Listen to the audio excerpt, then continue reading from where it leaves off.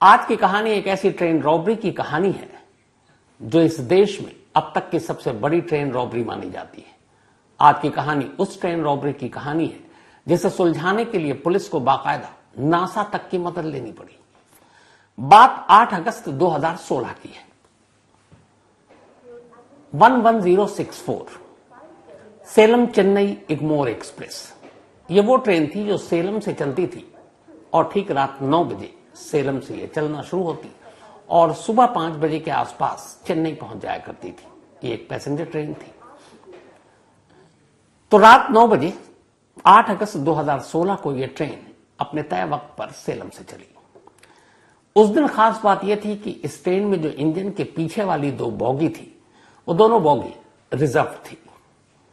इसमें एक बोगी में आरबीआई के पैसे रखे हुए थे और दूसरी बोगी में जो उसके बराबर वाली थी उसमें एक एसीपी रैंक के अफसर समेत पुलिस और आरपीएफ के कुल 17 जवान मौजूद थे, यानी कुल मिलाकर 18 पुलिस के लोग। उनकी जिम्मेदारी थी कि वो उस बोगी में जिसमें पैसे रखे हुए हैं उसकी सुरक्षा या हिफाजत करें। जो बोगी थी उसके अंदर कुल 224 बॉक्स थे और इन 224 बॉक्स में कुल 342 करोड़ रुपए थे। 224 अलग अलग बॉक्स में 342 करोड़ रुपए। जिस बोगी में ये पैसे रखे थे उस बोगी को सील कर दिया गया था और उस बोगी के अंदर कोई शख्स नहीं था। बाकायदा उसकी हिफाजत के लिए बराबर की बोगी में जो कि वो भी रिजर्व थी उसमें 18 पुलिस वाले मौजूद थे। अब ये जो 342 करोड़ रुपए थे ये एक्चुअली 3 अलग अलग बैंकों के थे और ये बैंक थे SBI, state bank of India, इसके अलावा इंडियन बैंक और इंडियन ओवरसीज बैंक। अब इन तीनों बैंकों के कुल 342 करोड़ रुपए 224 बॉक्स में एक बोगी के अंदर रखा हुआ है। बराबर की बोगी में 18 पुलिस वाले उसकी हिफाजत कर रहे हैं। अब ये जो नोट थे असल में ये सारे नोट पुराने हो चुके थे, कुछ कटे फटे थे, तो इनको ये तीनों बैंक आरबीआई को सौंप कर उसके बदले उन्हें नए नोट उनसे लेने थे। आमतौर पर यह माना जाता है कि जो एक नोट होता है वो 20 हाथों से गुजरने के बाद उसकी लाइफ खत्म हो जाती है।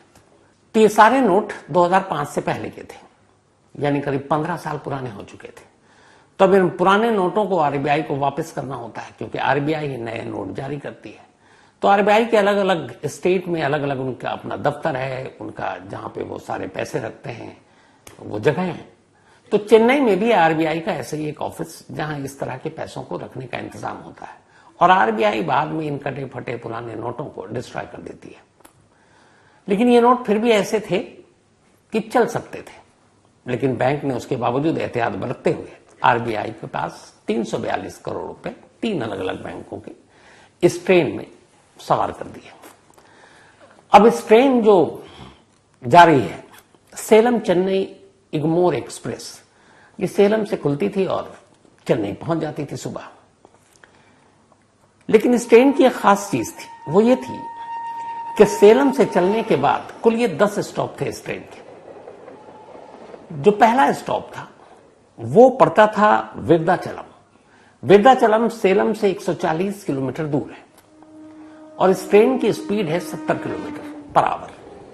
तो 70 किलोमीटर प्रति घंटा की रफ्तार से सेलम से यह ट्रेन रात 9 बजे चली और 140 किलोमीटर के बाद पहला स्टॉप विरुदाचलम है, यानी करीब 2 घंटे में इसको विरुदाचलम पहुंचना है 70 की स्पीड से। अब एक और खास बात यह थी कि जब यह सेलम से ट्रेन चलती है तो इसमें डीजल का इंजन लगा होता है क्योंकि सेलम से विरुदाचलम के बीच इलेक्ट्रीफाइंग रूट नहीं है, इलेक्ट्रिक या बिजली के तार नहीं है जो ट्रेन चलती है।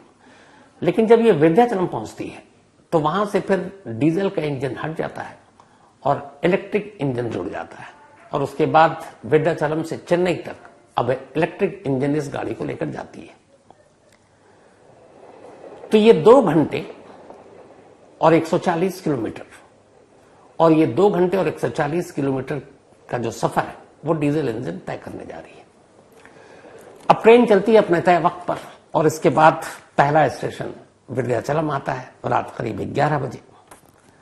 अब 11 बजे जब ये ट्रेन विरुदाचलम पहुंचती है तो यहां इस ट्रेन को 1 घंटा रुकना होता है क्योंकि इंजन चेंज हो रहा है। इंजन चेंज होने में टाइम लगता है आमतौर पे कई जगह पे आधे घंटे भी इंजन चेंज हो जाता है, लेकिन विंध्याचलम में 1 घंटे का स्टॉपेज है इस ट्रेन का, और उस 1 घंटे में अब इंजन डीजल हट रहा है, फिर इलेक्ट्रिक इंजन लग रहा है। तो विंध्याचलम आता है। विंध्याचलम जब स्टेशन पे मालूम है सभी मुसाफिरों को भी कि 1 घंटा रुकना है, तो लोग प्लेटफॉर्म पर आ जाते हैं कुछ खाने पीने के लिए। तो जो दूसरी बोगी में जो 18 पुलिस वाले हैं, जो इस तमाम जो पैसे हैं उसकी हिफाजत कर रहे हैं, वो विंध्याचलम प्लेटफॉर्म पर उतरते हैं। उतरने के बाद वो इधर उधर टहलते हैं। फिर उन्हीं में से एक पुलिस वाले को यह ख्याल आता है कि चलते हैं इस बोगी को खोलकर देख लेते हैं कि अंदर सब ठीक है कि नहीं, क्योंकि उसके अंदर 224 बॉक्सेस हैं जिसमें 342 करोड़ रखे हैं। तो वो पुलिस वाला दरवाजा जो ताला है वो खोलता है। खोलने के बाद अंदर दाखिल होता है। अंदर बिल्कुल शांत, कुछ नहीं है। वो लौट रहा होता है, तभी अचानक उसको एक अजीब सी चीज दिखाई देती है। वो देखता है बोगी बंद है, सारे उसमें विंडो भी नहीं है, खिड़की, वो सारे शटर बंद है, लाइट भी नहीं है बोगी के अंदर, लेकिन एक खास जगह से रोशनी आ रही है बहुत तेज। अब बोगी के ऊपर से रोशनी अंदर आ रही है, ये कैसे हो सकता है? वो गया उस जगह पर खास जहां से रोशनी आ रही है, उसने ऊपर देखा तो देखा चांद की रोशनी बोगी के अंदर आ रही है। अब चांद की रोशनी बोगी के अंदर कैसे? क्योंकि ट्रेन की जो बोगी होती है वो तो पूरी तरह से बंद होती है, तो ये छत पे इतना सुराख कैसे? अब उससे ध्यान से देखा तो वो सुराख ठीक ठाक बड़ा था, इतना बड़ा सुराख था कि एक शख्स उस सुराख से बोगी के अंदर आ सकता था। जैसे ही उसने देखा उसका माथा ठनका, उसे लगा कुछ गड़बड़ है। इसी दौरान उसकी अब रोशनी में जो बोगी के अंदर पड़ रही थी, उसने फर्श पर देखा कुछ नोट पड़े हुए। अब नोट देखकर उसको और हैरत हुई, क्योंकि सारे नोट तो बॉक्सेस में होने चाहिए, ये बिखरे कैसे पड़े? ये दोनों चीज देखता हुआ बदहवास वो बाहर आता है और अपने बॉस जो एसीपी उस वक्त इसकी इंचार्ज थे उनको बताता है ऐसी सी बात है। सारे बदहवास पुलिस वाले अंदर दाखिल होते हैं। अंदर दाखिल होते हैं और बोगी का मुआयना करते हैं। जब वो चारों तरफ देखते हैं तो देखते हैं बॉक्सेस तो हैं अपनी जगह पर, लेकिन फिर उनकी नजर एक बॉक्स पर पड़ी। देखा वो बिल्कुल खाली है, उसमें कोई पैसे नहीं है। दूसरे बॉक्स की तरफ देखा तो देखा कि उसमें भी आधे पैसे हैं, आधे गायब है। तीसरे बॉक्स को देखा, उसमें से भी पैसे गायब है। चौथे बॉक्स को देखा, वो भी खुला हुआ है। पांचवें बॉक्स को देखा, वो भी खुला हुआ है। बाकी के 224 बॉक्स में से सिर्फ 5 बॉक्स खुले हुए थे और उनमें से एक बिल्कुल खाली हो चुका था, बाकी में कुछ कुछ पैसे तो थे। अब ये जो सारे नोट थे उस वक्त जो इस बोगी में रखे गए थे, ये 1000 के थे, उस वक्त 1000 का नोट था, और 500 के थे और 100 रुपए के नोट थे। तो मतलब 2000 का नोट उस वक्त नहीं था। तब जब उसने देखा तो उसे लग गया कि कुछ मामला गड़बड़ है, ट्रेन में डाका पड़ चुका है। अब फौरन अलर्ट किया गया। फिर आरपीएफ, रेलवे पुलिस फोर्स, बाकी लोगों को, अपने सीनियर अफसरों को बताया गया आप क्या करें। इधर अब ट्रेन को पूरी तरह से आप रोक नहीं सकते, बहुत सारे उसमें सैकड़ों मुसाफिर भी सवार हैं। तब उसी बोगी में बैठकर वो सारे पुलिस वाले वहां पहले रिपोर्ट लिखाई गई, चूंकि ट्रेन के स्टॉपेज भी 1 घंटा था, उनको वक्त मिल गया। और फिर उस बोगी के अंदर ही अपनी निगरानी में बाकी के बॉक्सेस के साथ सारे पुलिस वाले चेन्नई पहुंचते हैं। चेन्नई पहुंचने के बाद आरबीआई के अफसरों को खबर दी जाती है। वो लोग आते हैं, जितने बॉक्स थे उनको फिर पूरी सुरक्षा घेरे के बीच में ले जाकर आरबीआई के हवाले जहां पे पहुंचाना था वो पहुंचा दिया जाता है। अब ये सारा काम तो हो गया। अब सबसे बड़ा काम यह था कि यह मामला अब पुलिस की जांच के अंदर थी कि यह हुआ कैसे। अब पुलिस ने जांच शुरू की। सेलम से लेकर विंध्याचलम के बीच में ऐसा क्या हुआ, अभी पुलिस को यही पता नहीं कि ये लूट हुई कहां पे एग्जैक्ट। तो पुलिस की टीम जांच करती रही, कोई फायदा हुआ नहीं। अब आरबीआई ने नोटों की गिनती की, बॉक्सेस की गिनती की, तो टोटल काउंटिंग के बाद यह पता चला कि उस ट्रेन में जो 5 बॉक्स खोले गए, उन 5 बॉक्सेस के अंदर से कुल 342 करोड़ रुपए गायब, 342 करोड़। अब 342 करोड़ एक बड़ी रकम होती है। जैसे ही ये बात पुलिस वालों को पता चली, उनके भी हाथ पांव फूल गए। 18 पुलिस वालों की मौजूदगी में एक बंद डब्बे के अंदर से 342 करोड़ रुपए लुटेरे लूट गए। और वो भी एक अनोखे अंदाज में छत के रास्ते सुराख करके आए। और ये सब कुछ कैसे हुआ? अब पुलिस ने जांच की, लेकिन पुलिस को कोई सुराग नहीं मिला। तो बाद में तमिलनाडु के सीबीसीआईडी को यह केस सौंप दिया गया कि अब आप इस मामले की जांच कीजिए।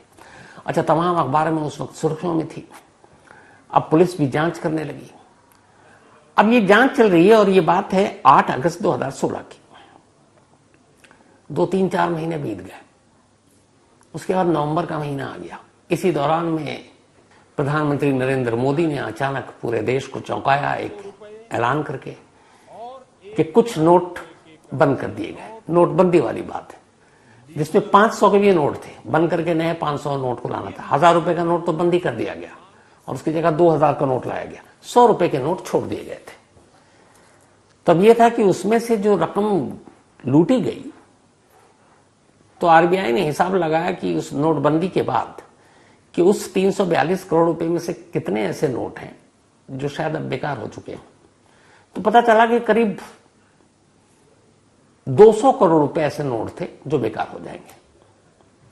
लेकिन तफ्तीश करनी थी, लुटेरों तक पहुंचना था। अब सीबीसीआईडी ने जांच शुरू की। सबसे पहले तो यही पता लगाना था कि ये लूट हुई कहां।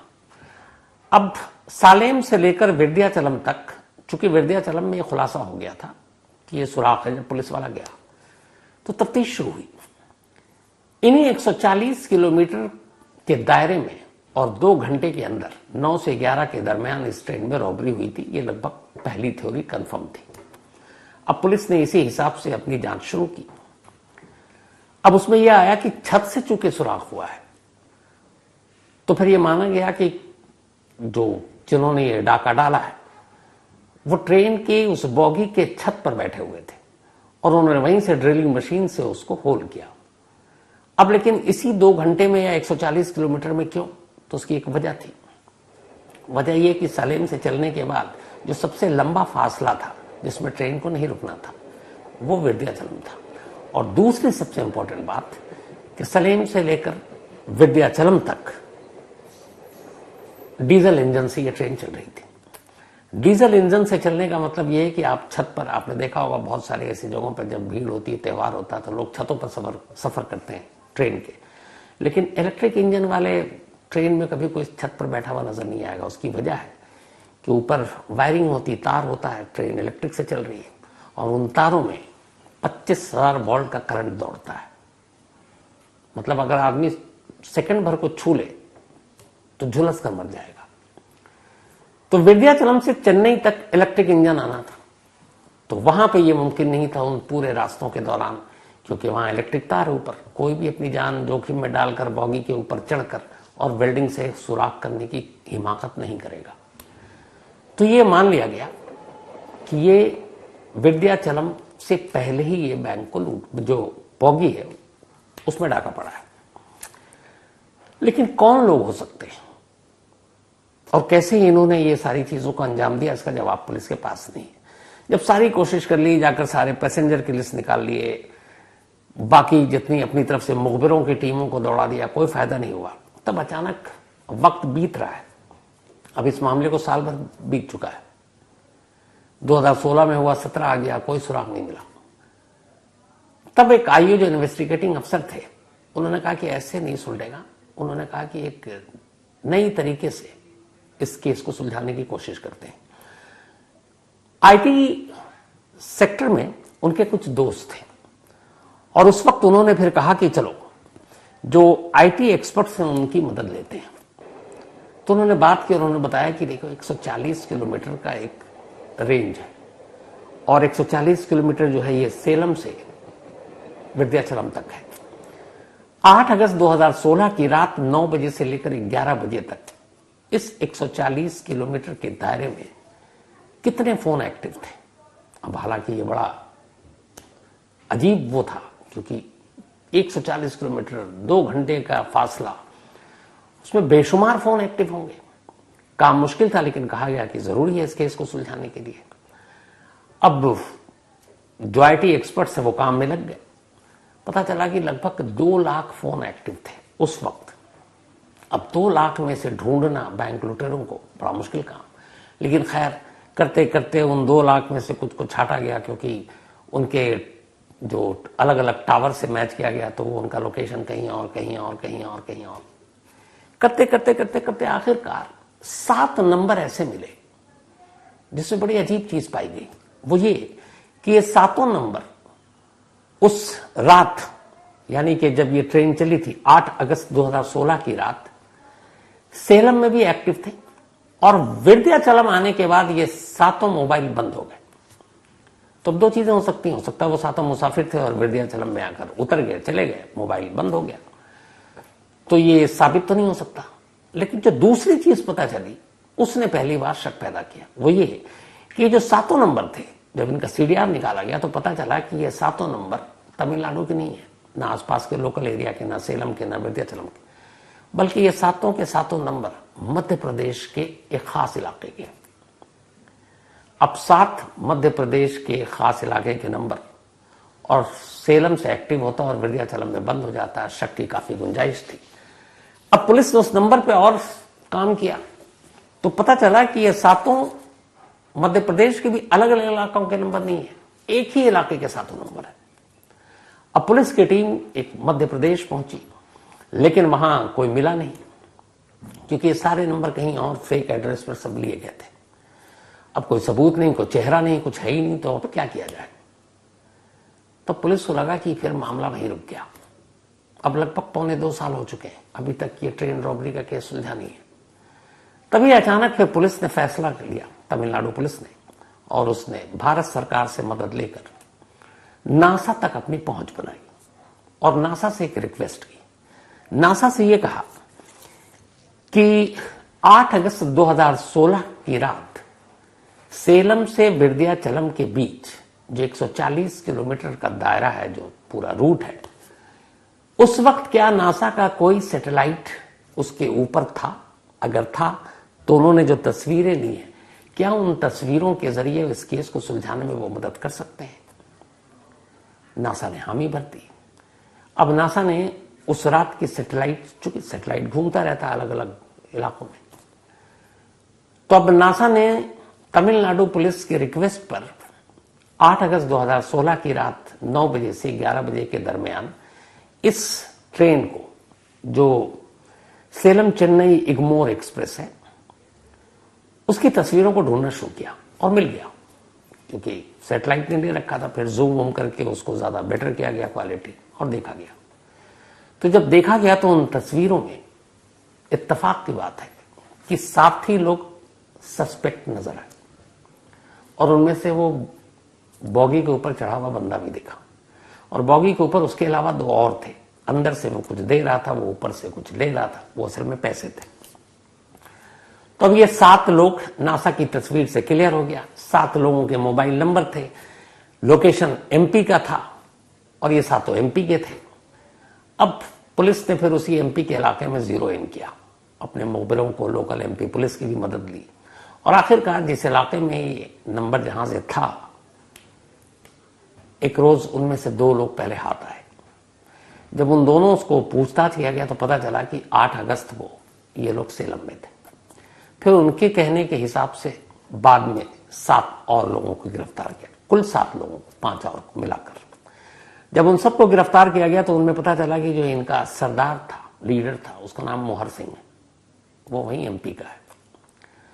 अब मोहर सिंह कामकाज के सिलसिले में पहले तमिलनाडु गया था, फिर उसने छोटे मोटे क्राइम पहले ही करता था। तो ऐसे एक बार ट्रेन में सफर कर रहा था, तब उसकी नजर ये पड़ी थी कि ये एक ट्रेन है जो जा रही है, लेकिन इसके बॉगी में पैसेंजर तो है ही नहीं, पर बॉगी बंद है और उसके बराबर वाले बॉगी में सिर्फ पुलिस वाले हैं।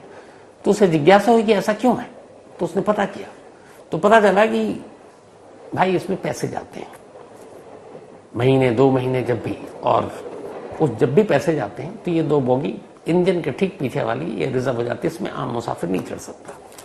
अब उस जैसे ही उसे पता चला, उसके बाद उसने प्लानिंग शुरू की। पूरे 10 दिन तक उसने ट्रेन में बैठकर रेकी की, सेलम से लेकर चेन्नई तक। फिर उसने देखा कब कब कैसे हो सकता है, कहां से हो सकता है। तब उसे आया कि जो भी काम करना है वो सेलम से विंध्याचलम के बीच ही करना है, क्योंकि ये डीजल का इंजन है। विंध्याचलम के बाद इलेक्ट्रिक इंजन लग जाएगा और वहां से चेन्नई तक सवाल ही नहीं है, और ट्रेन के अंदर कोई और दूसरा रास्ता नहीं है दाखिल होने का। बाहर से अगर आप उसको काटते हो, वेल्डिंग करते हो तो लोग देख लेंगे। तो और चलती ट्रेन में ही कर सकते हैं, क्योंकि खड़ी ट्रेन में आप करेंगे तो बराबर में बैठे हुए पुलिस को आवाज आएगी या लोग प्लेटफॉर्म पर देख लेंगे। और जिस वक्त सेलम से ये चलती है विंध्याचलम तक, तो ट्रेन की रफ्तार ठीक ठाक 70 किलोमीटर प्रति घंटा, और ट्रेन में शोर आवाज बहुत होती है चलने की, तो बराबर में बैठे हुए पुलिस वालों को भी आवाज सुनाई नहीं देगी। तो ये सारी रेकी, सारे इन्होंने होमवर्क किया, और इसके बाद फिर इन्हें पता चला, इनका बाकायदा इन्होंने सेलम में डेरा ही डाल दिया था एक तरह से, कि कब पुलिस वाले दिखाई नहीं और कब 2 बोगी रिजर्व दिखाई दे। तो फिर इन्हें पता चला 8 अगस्त को बहुत सारे बॉक्सेज आए हैं, पुलिस वाले हैं, बस सारी तैयारी तो चल ही रही थी। उसके बाद ये लोग बैठ गए। बैठने के बाद इन्होंने, जैसी ही ट्रेन चली, सेलम से करीब 35 मिनट के बाद इनमें से एक बंदा ऊपर जाता है, बिल्डिंग से इतना होल करता है कि वो अंदर जाए, बाकी 2 लोग ऊपर चढ़ते हैं, और ये नीचे से जो नोटों की गड्डी है वो उठा उठा कर फेंकता जाता है। पैसे कम इसलिए लिए गए क्योंकि उस वक्त 100 के नोट ज्यादा थे, और अंधेरे में से बहुत कुछ दिखाई नहीं दे रहा था। तो ये ऊपर करता गया, फिर ऊपर से वो सब लेते गए, और उसके बाद जितने ये उतनी देर में बटोर सकते थे बटोरा, और फिर सब जब ट्रेन की रफ्तार थोड़ी स्लो हुई, कूद के निकल दिए। कुल मिलाकर बाद में जब इन्होंने गिना तो वो था करीब 342 करोड़। लेकिन इनकी बदनसीबी की बताया मोहर सिंह ने पुलिस को कि वो पूरे पैसे में से कुछ ही पैसे खर्च कर पाए थे। वजह ये थी कि इन्होंने 8 अगस्त को ये चोरी की, उसके बाद सितंबर, अक्टूबर और 3 महीने के बाद मोदी जी ने नोटबंदी कर दी। तो जितने 500 के नोट थे वो सब बर्बाद, जो 1000 के नोट थे वो बंद। अब इनके सामने दिक्कत ये थी कि सरकार ने मोहलत दी थी कि अगर आपके पास पुराने नोट है, करेंसी, जाके बैंक में जमा कर दीजिए। पर ये इतने नोट किस बैंक में जमा कराएंगे? सारे नोट तो उन्हीं बैंकों ने भेजा था, कटे फटे पुराने। तो ये क्या करें? तो इन्होंने बताया कि 200 करोड़ तो इन्होंने नदी में बहा दिया, क्योंकि किसी काम का नहीं था। बाकी के 142 करोड़ इनके काम के थे, वो इन्होंने रखे, लेकिन उनमें से भी खर्च ही नहीं कर पाया जाता, क्योंकि इन्हें डर था कि एक साथ पैसे खर्च करेंगे तो पुलिस के नजर में आ जाएंगे। तो खर्च भी नहीं कर पाए, पकड़े भी गए। इसके बाद इन सभी को जेल भेज दिया गया। तो ये थी क्राइम कहानियां में आज की कहानी। अब आपसे मुलाकात होगी अगले संडे को क्राइम कहानियां में किसी नई कहानी के साथ। तब तक अपना और अपनों का ख्याल रखिएगा। Thank you very much.